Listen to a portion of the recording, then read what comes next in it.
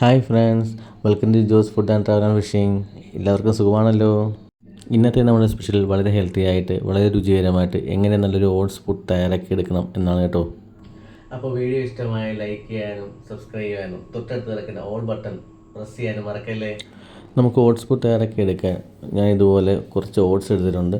1.5 cup അളവിലാണ് oats എടുത്തിട്ടുള്ളത്. ഇനി നമുക്കൊരു മിക്സി ജാറിലേക്ക് മാറ്റി അത് നല്ല രീതിയിൽ പൊടിച്ചെടുക്കാം. തരിതരിയായി പൊടിച്ചെടുത്ത മിക്സ് നമുക്ക് മറ്റൊരു പാത്രത്തിലേക്ക് മാറ്റി വെക്കാം.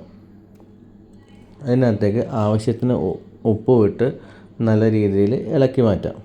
ഇതിൽ നിന്ന് 1 ടേബിൾ സ്പൂൺ നമുക്ക് മറ്റൊരു ചെറിയ പാത്രത്തിലേക്ക് മാറ്റി വെക്കാം. ഇത് നമുക്ക് പിന്നീട് ആവശ്യമായിട്ടുള്ളതാണ്. ഇനി ഇതിലേക്ക് കുറച്ച് വെള്ളം ചേർത്ത് കുഴച്ചെടുക്കാം. സാധാരണ പുട്ടിന് കുഴയ്ക്കുന്ന പോലെയല്ല ഓട്സിന് കുഴയ്ക്കുന്നത്. ഒന്ന് കുഴഞ്ഞ മട്ടിലാണ് കുഴച്ചെടുക്കേണ്ടത്. ഓട്സ് കൂടി കുഴയ്ക്കുമ്പോൾ കയ്യിൽ ഒട്ടിപ്പിടിക്കും, അത് സാരമാക്കേണ്ട. ഇനി ഇതിലേക്ക് കുറച്ചും കൂടി വെള്ളം ചേർത്ത് ഈ രീതിയിലേക്ക് വേണം ഓട്സിൻ്റെ മാവ് കുഴച്ചെടുക്കാൻ. ഇനി നമുക്ക് 15 മിനിറ്റ് മുതൽ 20 മിനിറ്റ് വരെ റെസ്റ്റ് ചെയ്യാൻ വെക്കാം. അത്രയും സമയം കൊണ്ട് ഓട്സ് നല്ലപോലെ കുതിർന്നിട്ടുണ്ടാവും. 15 മിനിറ്റ് കഴിയുമ്പോൾ ഇത്രയും കുഴഞ്ഞത് മാറിക്കിട്ടും.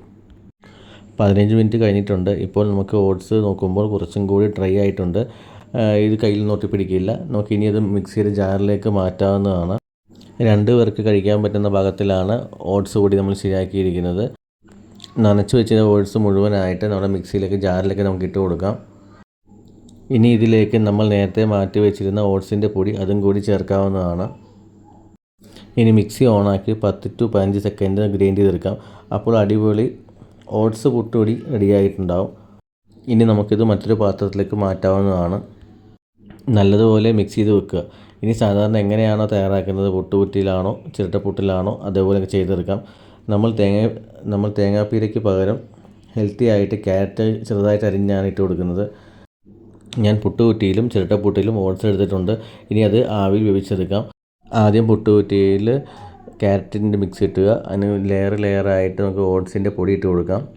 നടുഭാഗത്തും അതേപോലെ ഏറ്റവും മുകളിലും ക്യാരറ്റിൻ്റെ മിക്സ് ഇട്ട് നമുക്ക് പുട്ട് ഫില്ല് ചെയ്തെടുക്കാം. പുട്ടുകുറ്റിയിൽ നല്ലതുപോലെ നമ്മുടെ ഓട്സിൻ്റെ മിക്സ് ഫില്ലാക്കിയിട്ടുണ്ട്. പുട്ടുകുടത്തിൽ വെള്ളം നല്ല രീതിയിൽ തിളച്ച് കഴിയുമ്പോൾ നമ്മുടെ പുട്ടുകുറ്റി വെക്കാവുന്നതാണ്. പുട്ടുകുറ്റിയിൽ നിന്ന് ഏകദേശം ആവി വന്നു കഴിയുമ്പോൾ 5 മിനിറ്റ് ഒന്ന് ആവിയിൽ വേവിക്കേണ്ടതാണ്.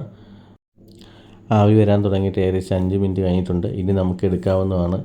ഇതുപോലെ ഓട്സ് തയ്യാറാക്കിയാൽ ഗോതമ്പ് പുട്ടിൻ്റെ ടേസ്റ്റിൽ കിട്ടുന്നതായിരിക്കും. പെട്ടെന്ന് ആർക്കും ഇത് ഓട്സ് പുട്ടാണോ ഗോതമ്പ് പുട്ടാണോ എന്ന് കണ്ടുപിടിക്കാൻ സാധിക്കില്ല. വളരെ ഹെൽത്തി ആയിട്ടും രുചികരമായിട്ടൊരു പുട്ടാണിത്. ഉറപ്പായിട്ടും ഇത് നിങ്ങൾ വീട്ടിൽ തയ്യാറാക്കി നോക്കണം. നിങ്ങളുടെ ഫീഡ്ബാക്ക് മറക്കാതെ കമൻറ്റായി രേഖപ്പെടുത്തണം. ഈ വീഡിയോ നിങ്ങൾക്ക് ഇഷ്ടമായിട്ടുണ്ടെങ്കിൽ ലൈക്ക് ചെയ്യണം. ഫ്രണ്ട്സിനും ഫാമിലിക്കും ഷെയർ ചെയ്ത് കൊടുക്കണം. ഇതുപോലുള്ള റെസിപ്പികൾക്ക് വേണ്ടി എൻ്റെ ചാനൽ സബ്സ്ക്രൈബ് ചെയ്യാൻ മറക്കരുതേ. ഇനി നല്ലൊരു വീഡിയോ ആയിട്ട് കാണുന്നവരെ എല്ലാവർക്കും ബൈ.